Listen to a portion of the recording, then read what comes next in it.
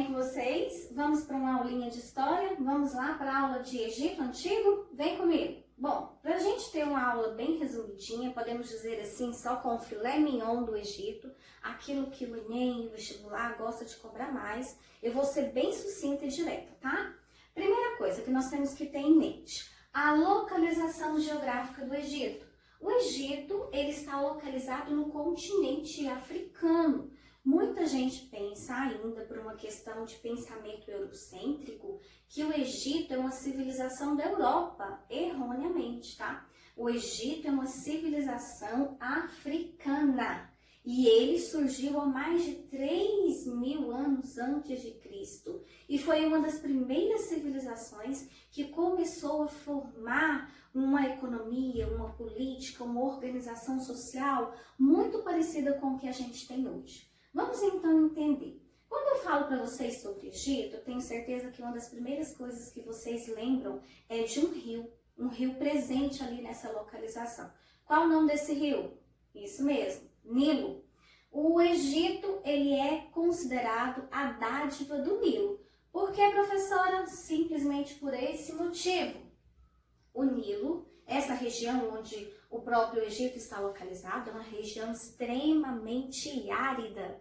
E aí nós temos um rio, e esse rio ele é muito caudaloso. O Egito, a região do Egito ali próximo às margens do Nilo, pode ser considerado um oásis de tão fértil, de tão produtivo que era.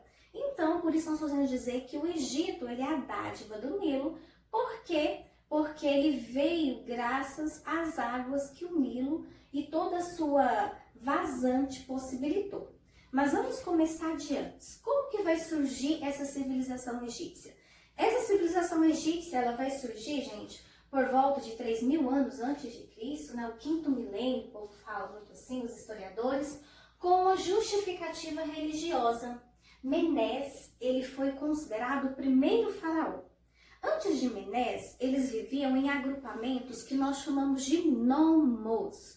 Os nomos eram comunidades aldeãs, que estavam localizadas ali próximo da região do Nilo, justamente para poder sobreviver melhor. E essas comunidades, em um certo momento, podemos dizer que a comunidade do norte, a comunidade do sul, elas começaram a se unir. E foi justamente Menés que fez essa união. Unificou-se então o Alto Egito e o Baixo Egito. Qual foi a justificativa que ele utilizou? Justamente da teocracia, que ele era a encarnação do Horus vivo. Ele era a encarnação de Deus. Então, por isso, ele tinha o direito de fazer a junção desses nomos e transformar essas várias comunidades aldeãs em um único império que ele deu o nome de Egito. Vamos andar mais? Vamos falar um pouquinho agora sobre a política. A política, como eu já disse para vocês, é uma proposta de centralização na mão do faraó. Por isso que nós chamamos de Deuscracia, governo de Deus, ou seja, quem estava governando era o faraó. E o faraó, para aquelas comunidades, quem era? Era a encarnação do próprio Deus, tá bom? Como que funcionava a economia? A economia do Egito era agropecuária. Por que, professora? Ela estava baseada nas cheias do Nilo. Lembra? Nilo, ele tinha um leito normal. E em uma determinada época do ano, ele extravasava, ele vazava cerca de 10 quilômetros e na margem desses 10 quilômetros ficava uma substância, né, um substrato, melhor dizendo, chamado humus. E esse humus, ele era magnífico para as plantações. Então a sociedade, ela vai ser basicamente de economia agrária. E por que pecuária? Porque eles criavam porcos, criavam cabras, criavam outros animais para poder darem uma condição de sobrevivência para aquela época. Também dentro da economia podemos dizer que era tributária. Por quê? Lá era baseado no modo de produção asiático. Professora, o que significa modo de produção asiático? povo era tudo chinesinho lá? Não, gente. É o seguinte, é um modo de produção aonde as comunidades aldeãs, elas passavam a servir o faraó.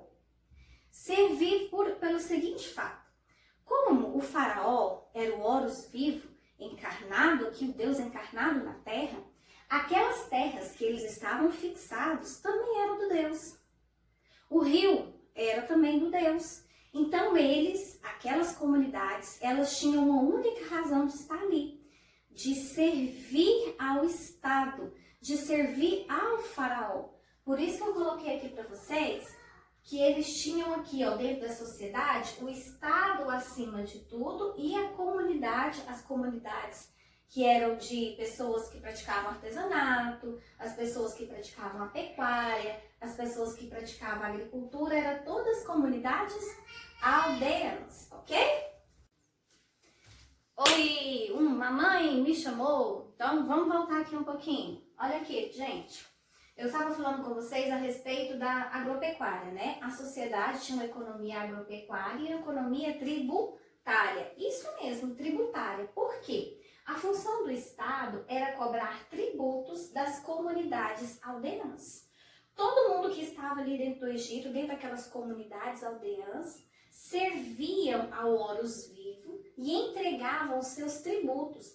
Quem fazia esse recolhimento? Quem fazia esse recolhimento eram os sacerdotes. Os sacerdotes seriam os segundos no escalão. Primeiro nós teríamos o faraó, que é a encarnação do próprio Deus vivo. Logo em seguida, os sacerdotes com as funções administrativas de coletar tributos das comunidades aldeãs. Logo em seguida, os escribas, que eram as pessoas que ficavam responsáveis por organizar, por escrever a respeito do reino, tá? E logo abaixo aí nós vamos ter a maior parte da população, que era praticamente o quê? Camponeses. E eu coloquei uma ressalva bem importante aqui para vocês. A sociedade era composta de muitos camponeses e poucos escravos. Por quê? Em uma teocracia, não há necessidade de se ter muitos escravos. Por quê? Os próprios camponeses, eles vão de cara fazer todo o serviço braçal que é necessário para manter toda a estrutura política, econômica e social. Porque eles consideravam que eles estavam sendo regidos por um Deus. Então, não tem tanta necessidade de escravos.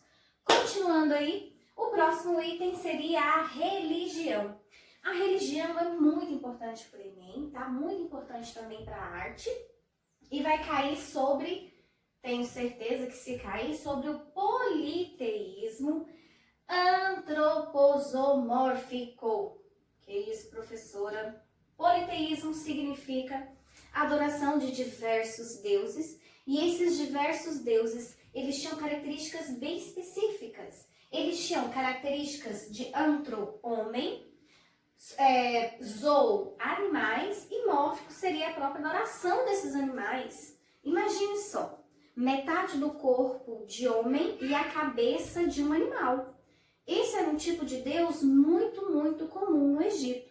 Se vocês, só um minutinho, se vocês prestarem atenção, abram comigo aí para vocês verem o livro lindo, maravilhoso, lá.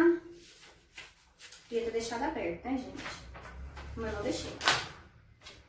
Livro de vocês, na página 39. A minha função aqui é essa. Vocês vão olhar pra mim aqui, ó. Tá vendo? Olha aqui. Tá vendo esse homem? Ele tem uma cabeça de jacaré. Essa é uma das características, tá? Da religião egípcia. Outra coisa. Eles acreditavam muito na vida pós-morte. Quem era o deus do pós-morte deles? Seria Osíris. Então é necessário a mumificação. Como que funcionava a mumificação, professora? Seguinte, assim que as pessoas morriam, eles pegavam essas pessoas e tiravam os órgãos, as vísceras, conservavam essas vísceras, e aí conservava o próprio corpo. seria uma espécie de embalsamamento, podemos assim dizer. Separava o coração, separava o cérebro, e por esse motivo eles consideravam o seguinte: o corpo bem preservado, ele vai dar garantia àquele povo uma volta, aquela alma volta ao corpo. Então, quando Osíris, que era esse Deus responsável, vier julgar essa alma, o que ele fazia? Pedia para o seu, vamos dizer assim, o seu assessor, né? Anubis, ele pegava, depois que a pessoa estava morta, ele enfiava a mão no peito da pessoa, arrancava o coração pulsando daquela pessoa e colocava numa balança de duas medidinhas, aquela assim. E aí, de um lado ele colocava o coração da pessoa e do outro lado ele colocava uma pena mágica. E se o coração da pessoa fosse mais leve do que essa pena, então essa pessoa ganharia vida eterna feliz. Mas se o coração dessa pessoa fosse mais pesado do que a pena, significava que essa pessoa tinha feito muita maldade na terra. Então, ela simplesmente não faria parte do mundo feliz, o mundo dos mortos felizes, ok? Então, gente, esse é um pouquinho sobre o Egito. Espero que vocês assistam essa aula até o final, tá? E vamos aí tirar as dúvidas no zap. Beijinho, tchau pra vocês!